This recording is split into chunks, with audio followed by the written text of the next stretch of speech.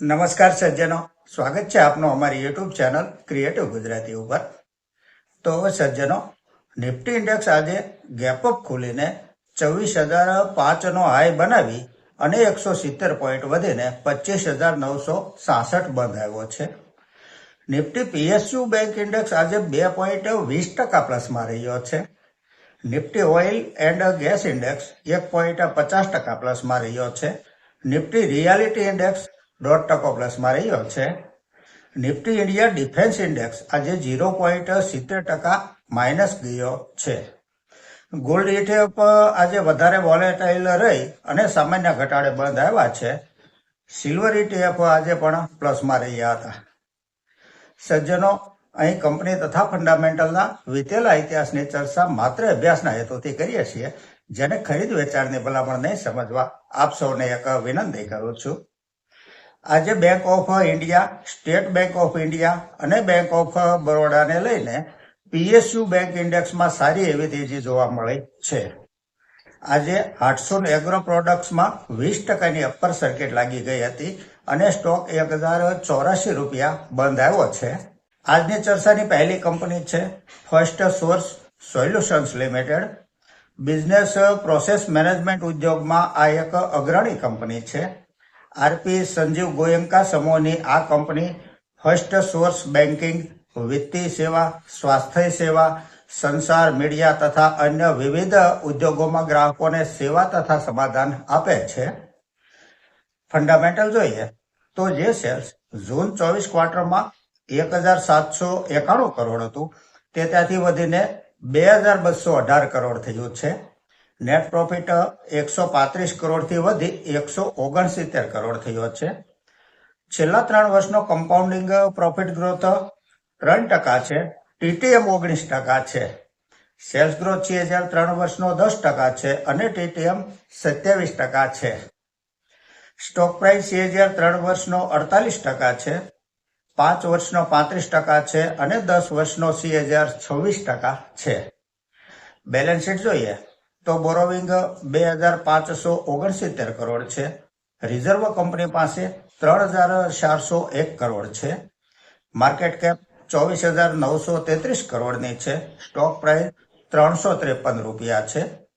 52 week high 423 રૂપિયાનો બનેલો છે. પી રેશિયો 40 છે. ROCE 15.40% છે. ROE 15% છે.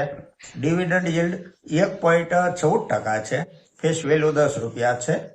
શેર હોલ્ડિંગ પેટર્ન જોઈએ તો પ્રમોટર હોલ્ડિંગ 53.66% છે.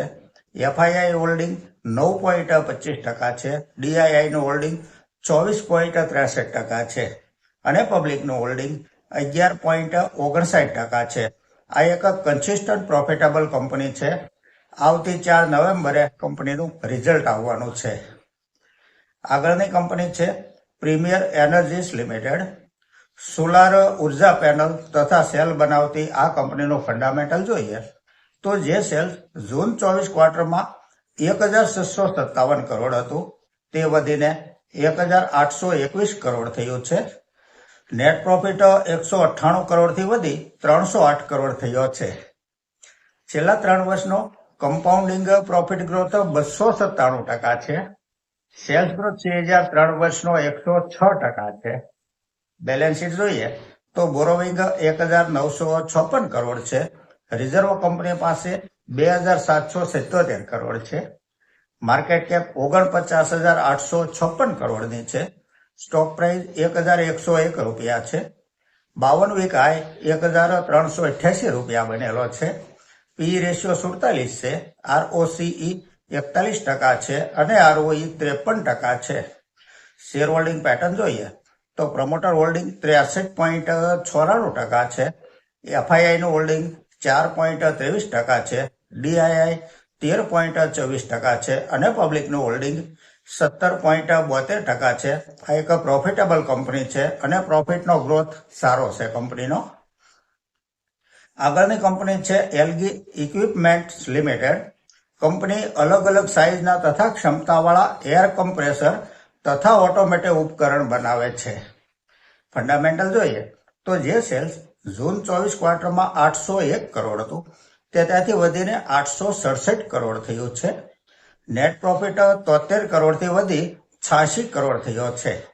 છેલ્લા 3 વર્ષનો કમ્પાઉન્ડિંગ પ્રોફિટ ગ્રોથ 27% છે. સેલ્સ ગ્રોથ 2003 વર્ષનો 12% છે.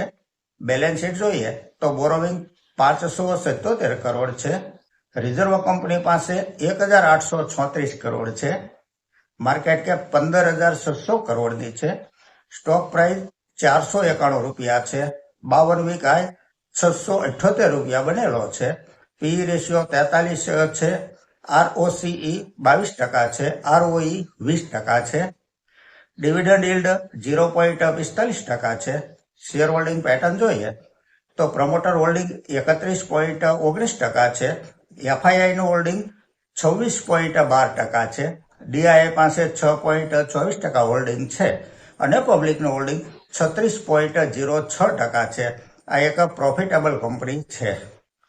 આગળ એક સજ્જન કહે છે કે મારી પાસે અપાર ઇન્ડસ્ટ્રીઝ 350 રૂપિયા ભાવના 100 શેર છે. ઓપિનિયન પૂછે છે. સ્ટોક આજે 3.5% પ્લસમાં રહ્યો છે. કરંટ પ્રાઇસ 8,975 રૂપિયા છે.